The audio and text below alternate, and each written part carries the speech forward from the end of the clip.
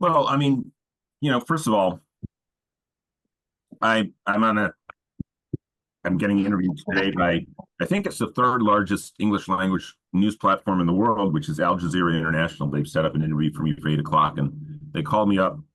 They asked me if I could talk on the political situation, and just at that moment, I came up with a line that I've been using for the last few hours. Well, from whatever I spoke to them yesterday, and everybody seems to like it, which is that the American political situation right now is like being stuck in quicksand with vertigo. So, what can you say? It's absolutely crazy making. Um, this presidential election.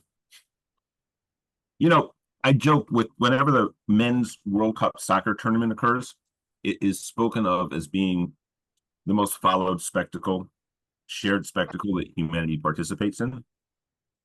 And by most measures, I think that's accurate. And in terms of enthusiasm, right now it far outstrips the one thing that I always quit even more people follow, which is the US presidential election. I mean, there's nothing in the world that focuses people's attention, certainly at the top of headlines on newspapers around the world, consistently that is a scheduled spectacle than the US presidential election. And of course, with the United States remaining to this day, as John Mersheimer says, not that I always quote John Mersheimer, the the central country in the global system, the most important country within the global system of nations and within the political order of the world. The military hegemon, still the dominant economic power, certainly the dominant consumer power in a consumer-based economy globally. And so the presidency is in many respects an election that everybody in the world participates in, since the United States so dominates the world system. And I think at this year's election, to be frank, I've also quipped that this is a little bit like the period in the history of the Soviet Union that we're in the Andropov and Chernenko phase of Soviet history. And if you remember, after Leonid Brezhnev died and before Mikhail Gorbachev became the head of state, you had these two incredibly old, anciently old, on their deathbed leaders of the Soviet Union. And of course, we have that with two candidates who, until at least this past Saturday, the public overwhelmingly did not want to see a rerun of Biden versus Trump. And yet somehow this spectacle, which was in many respects should have been a drab replay of the previous election, uninspiring to the general public entirely, has managed to generate this kind of drama. And the nature of the drama, if you're working inside politics, is it's just completely disruptive of everything we're doing. So, how do we navigate this at Progressive Democrats of America? Well, it has proven disruptive because we are planning to convene the progressive left at a location only 8 blocks away from the United Center during the DNC. On the DNC week, just like the RNC week, is Monday through Thursday. Our event is Sunday and Monday at a highly prestigious location in Chicago for any political operation, which is at the Chicago Teachers Union Hall. Now, if you know Chicago politics in recent years, the Chicago Teachers Union is effectively the dominant institution of the progressive left currently within Chicago politics. Mayor Brandon Johnson was himself a middle school teacher who came out of the Chicago Teachers Union.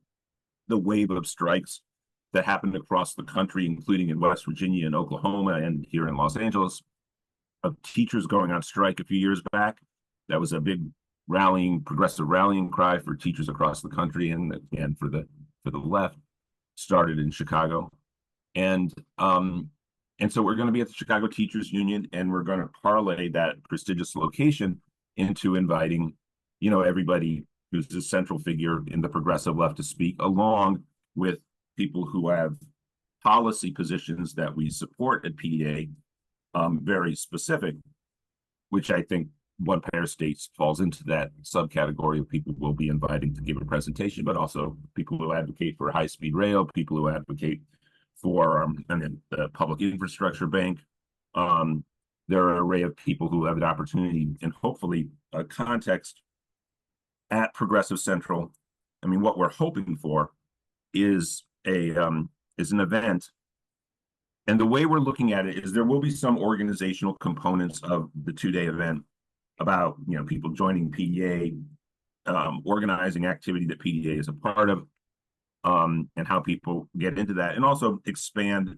In particular, PDA sees itself as an inside-outside organization, inside the Democratic Party and outside, to look at the world of social movements and which social movements we need to coordinate with. So there'll be that kind of organizing component to it. But the primary organizing principle of this conference, it is as if we're a third political convention. And we are supporting the Democrats, of course, in the general election. And we can talk about that if we have a quick time for Q&A. But going into this election cycle, all the way back as early as 2022, just as we're at the tail end of the midterms, I started to include in my talking points about the near future that we were in a very difficult situation for progressives. The reality is our movement was elevated. And for people who aren't that familiar with PDA, we were the single national organization to draft Bernie Sanders to run for president. I mean, we were the big fish in the very small pool of left progressive electoral politics as recently as 2015. Probably the most prominent national organization operating in that territory at that time. I was not the ED of PDA until 2018. Tim Carpenter, our founding executive director, died in 2014. Before he died, he launched the Run Bernie Run campaign. We were way ahead of anybody else on that. Sanders knows this, of course. But the way it played out is, of course, other organizations were founded in the wake of that. DSA, 10 Times of Growth, Our Revolution, Justice Democrats, all these organizations didn't exist, or in the case of the Working Families Party and DSA, they were very small before the Sanders campaign. So in many respects, we launched them and we birthed them, but institutionally, we were unable to benefit for a whole bunch of internal decision-making reasons that I was not privileged to at the time. So by the time I came in 2018, PDA was very small compared to these now much bigger organizations. In fact, a lot of them, though, have really had a lot of turbulence. And I think the one that's probably prospered the most is the Working Families Party, but that's a sort of confusing political structure for most Americans. They don't know if it's a third party or how it relates to the Democratic Party. So we're sort of reclaiming our space as the dominant left organization outside the Democratic Party. So what we're doing in Chicago, I understood we were going to struggle in 2024. The biggest spectacle in the world is the presidential election, as I said earlier. And we have to be honest, our movement, our progressive movement, was lifted into prominence by the two successive Sanders campaign.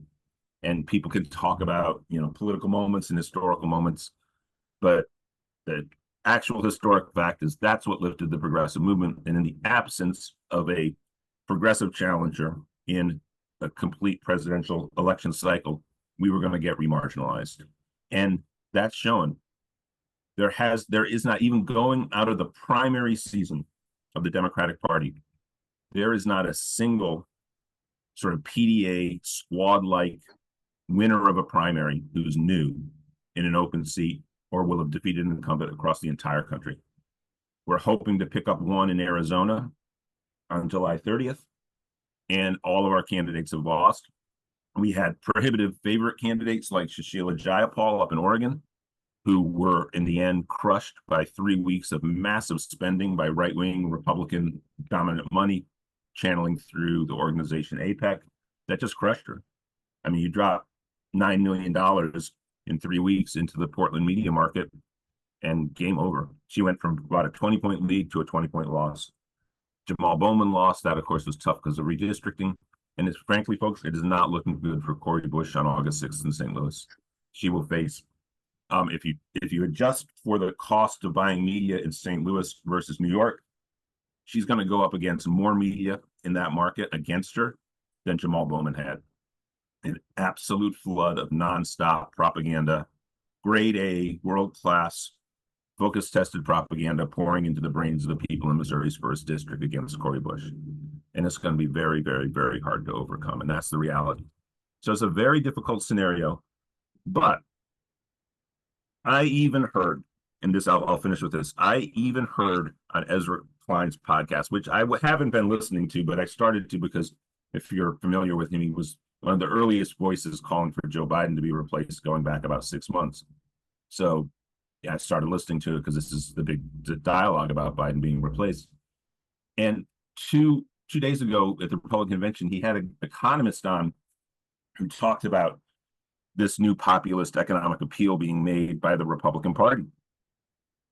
And how he said at one point, if the progressive Democrats could stop with the sort of crazy making insistence upon certain cultural components of their arguments, these are his words, they could win politically because their economic message even speaks more to the central concerns of the American public than J.D. Vance's economic message. And what's implicit in that is that anybody who is status quo on economics, a moderate on economics, and you don't hear this much in the mainstream media, consistently you hear we need moderate candidates, we need centrist candidates. But he said if you have a moderate on economics who wants the status quo to be maintained, that's a losing hand. And that the progressives, in other words, the Sanders progressives, actually have the best economic proposals for the American public in terms of their appeal to the American public. I think that is true. I think that that's what informs what we're doing. And one pair of states is right at the heart of it in terms of the kind of strategy that the American public needs to hear, because the top issues for Americans are not Gaza. And look, the attack on civil rights that goes under the heading of attack on wokeness is largely BS. It is just the Republicans finding what they see as, again, focus tested weak spots to attack the Democratic Party and the progressive left. Okay, so, contrary to the way the Republicans represent us, and to some extent the mainstream media and people like Bill Maher represent the progressive left, it's like in all of our meetings, we're sitting around trying to figure out how we impose, gender transition, surgeries and medications on 14-year-olds, like we're some kind of evil cabal that's just obsessed with that, or just rewriting American history to make all straight white males the villains of everything, which, okay, that may have a minor degree of legitimacy, but that's a joke. No, we don't. There's no legislation that even any member of the squad ever presented that in any way relates to the constraints on free speech, or there might be something defending the way that history's taught, but only that's reactionary to the Republican rights attacks. And of course, it's very common sense in that regard. So those things are not central to what we're about. To represent us about what is central to what we're about, which is to building a democratic society, an inclusive one of solidarity, not one of exclusion, not one where it all like a Stalinist thought police, but we present an America in which basically, this is not our language, but it would be theirs, the American dream returns as a possibility. The American dream understood to be that you start out in life, you have an opportunity to have a prosperous middle-class life, and that's accessible to anybody who simply works hard. And of course, what we support in terms of economic policy, broadly understood, matches with the FDR model and the social democratic model from Europe. And we believe firmly, and I think correctly, that that's simply the best way to organize an industrial technological society. And it should appeal to all branches of American society. It really even shouldn't be turned off to the very wealthy. And that's what we're going to present in Chicago. And we're going to have about 8 panels and about 8 speakers. And certainly one pair state will be on one of those panels. And we're very excited. That's what we're doing at PDA. Other than that, we're trying to bury our head in the sand and hope bury our head in quicksand while this sense of vertigo passes, and we can return back at least to something where every day you wake up and it's not new news about who's running for president and who's not running for president. So that's where things are at PDA. Thank you. And if there's time for questions, I'll take them. Hey, Lynn. Hi, Alan. Thank you. Thank you. Alan, I'm sorry. I was lobbying Tina Smith, her Healthcare LA, to get on with our Sabuka bill. It ran over a little bit. Tina's a moderate senator from Minnesota. I think once we break out with a moderate, we're going to be doing much better with the Sabuka legislation, which is going to be introduced next week by Ed Markey. That's something that we'll talk about later in the call today. And just want to thank PDA for being such an active player in seeing the vision. We have the shared vision. If you didn't mention it, Alan, it needs to be underscored. If you didn't, even if you did, PDA is a co-founder of One Pair of States. I mean, we were birthed back in 2009-10 with PDA in the room, seeing the wisdom, the strategic wisdom of working on parallel tracks, local, state, regional, national. Wherever we can get traction, wherever we can get movement on progressive reform, that's where we go. So, Alan, thank you so much for your leadership. PDA is amazing, incredible organization, and thank you also just for your honesty and being clear about where we are in this moment. So you and I, we talk a little bit on the phone. It would be great to have a more extended seminar at some point. We need to do a couple state reports today, but let's do a few questions and looking forward to seeing you in Chicago and sharing ideas. And I think you really raised some important points about how do we deal with the culture wars issue? How do we deal with the faux economic populism coming from the Republicans? How do we deal with even the power of optics? Because on the Republicans, they have two immigrant wives, right? I mean, Trump and J.D. Vance. That's pretty powerful. And then the Teamsters president comes in, and that just stirs confusion. And right now, Trump is tracking better with rank and file union members. Oh, yeah. That's an issue. All those questions. So, I mean, if you want to respond to any of that, and then we'll take Lynn on first, next.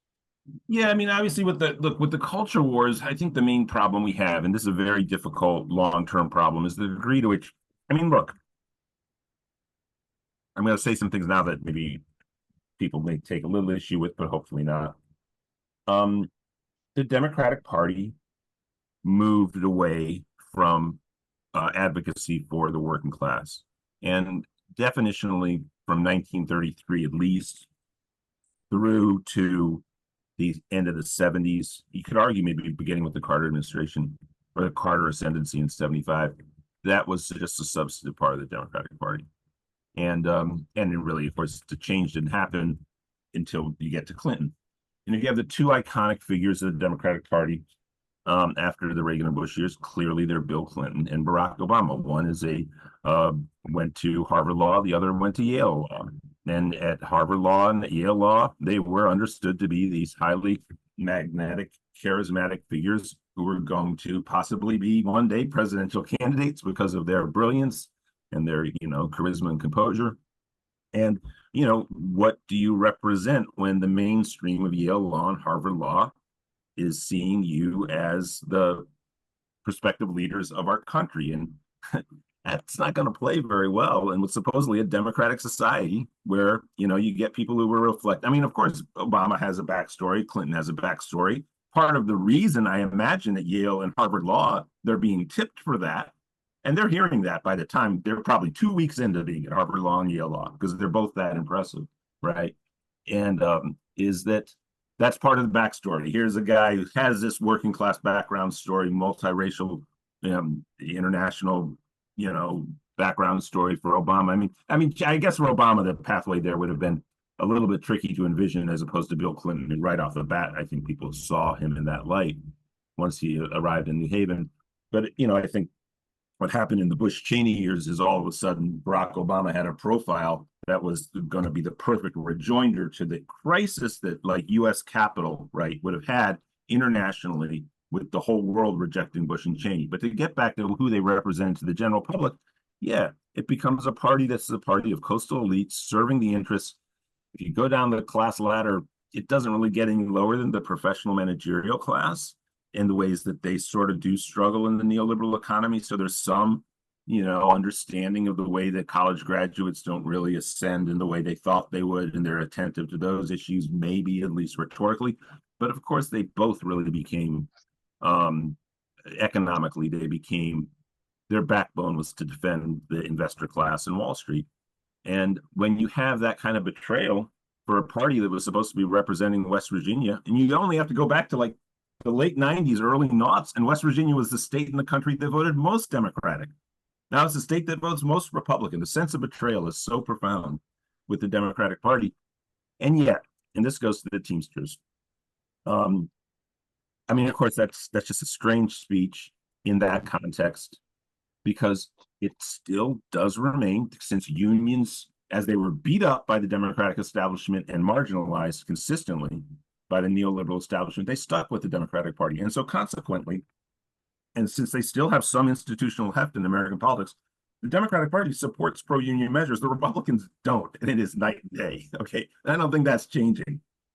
So, that was a very Teamsters-esque ploy. Teamsters have sat on the fence, being basically at rank and file. They're not any more conservative or left, and I think their activist organizing base is quite left wing, and they're doing a great job working Amazon. And you can see the class consciousness of what he said. That was pretty radical and cool. And he's right. The Democratic Party betrayed him, but the Republican Party hasn't done squat for unions. So I think we're going to see a big rejoinder to that at the Democratic, and hopefully that will push the party to the left on economic issues, which you see happening with Biden. And in fact, I do think the Biden administration domestically represented at least a 2/3 break with orthodox neoliberalism. But the problem is you need a communicator to be able to achieve that. And right now we're just in crisis. And I, the main thing about Kamala Harris is, I think, at the end of the day, very few people have faith in her capacity to be that communicator, that her communication skills to a direct audience, to the American public, in a variety of ways, she just isn't that good at that. Now, she might prove to be, but in the past, she hasn't been. I think for better or for worse, folks, I think that's what's going to happen. Right now, if you're betting on who's going to be the Democratic nominee, heavy odds are on Kamala Harris. And that has a lot to do with, even if it's an open convention, the makeup of the Biden delegates, because they're going to be the people who vote and determine this. And they're about 4,500. Is that right? Is that right? About 4,500 of them? And 4,600 when you count the super delegates. Yeah. But super delegates don't get to vote in the first ballot. It's 3,900. Okay, there we go. 3,900. Yeah, the super delegates here would probably be a little less weighted towards Harris, oddly. But I think so there you go.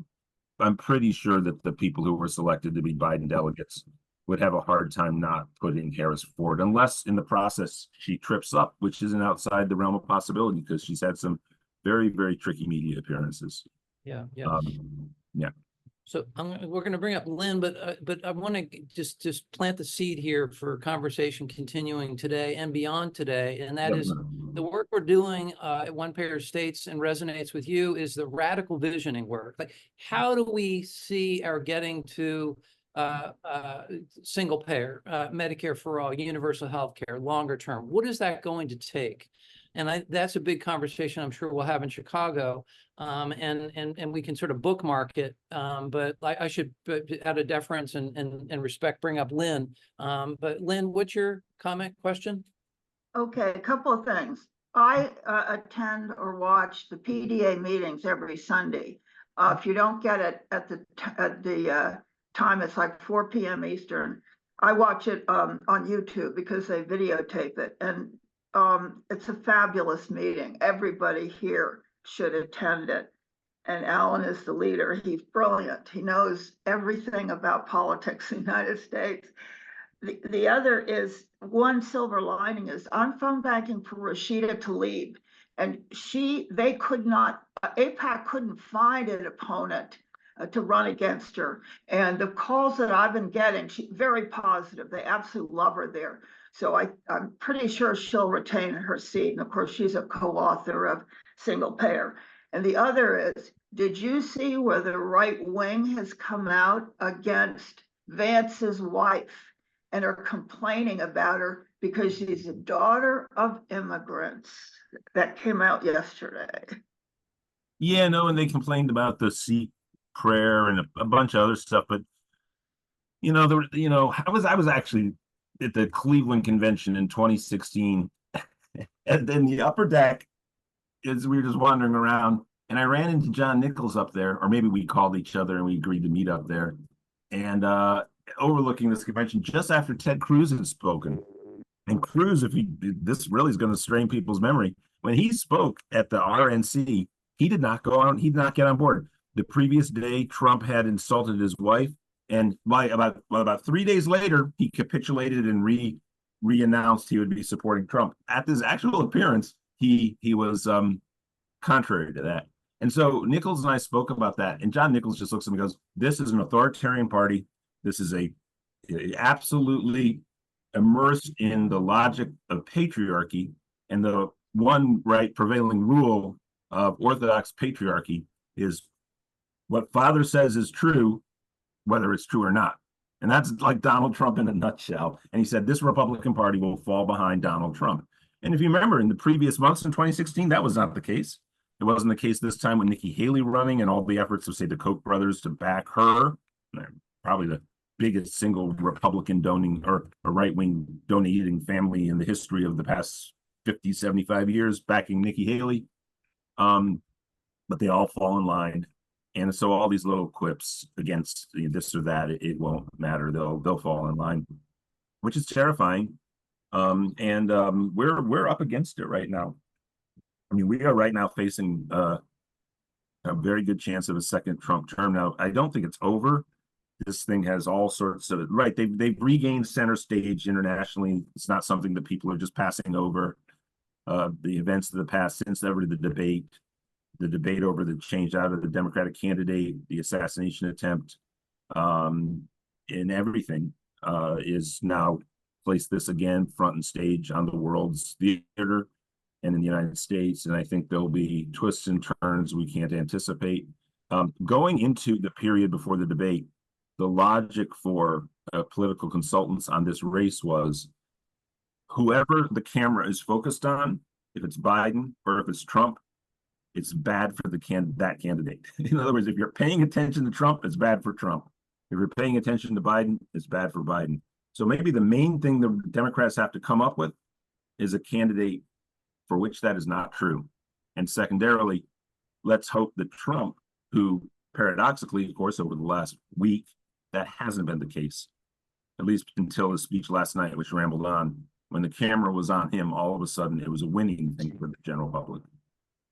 I think that won't last. And so I think this will be a competitive next few months, and we have to do what we can to defeat him. And we also have to do what we can to impress upon the Democratic nominee, whoever that is. And by the way, Kamala Harris is very much an open slate, a blank slate on economic issues.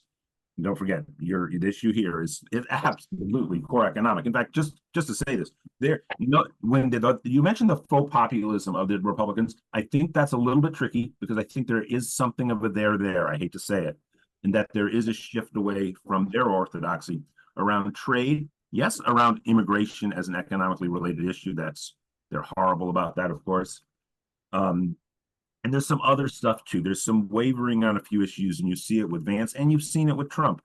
So, but they're minor points because the way I look at it, the defining moment in our popular economics as they impact the public is the block against social ascendancy, and the blocks now are on 4 massive big ticket costs, right? That every household face. Well, not every.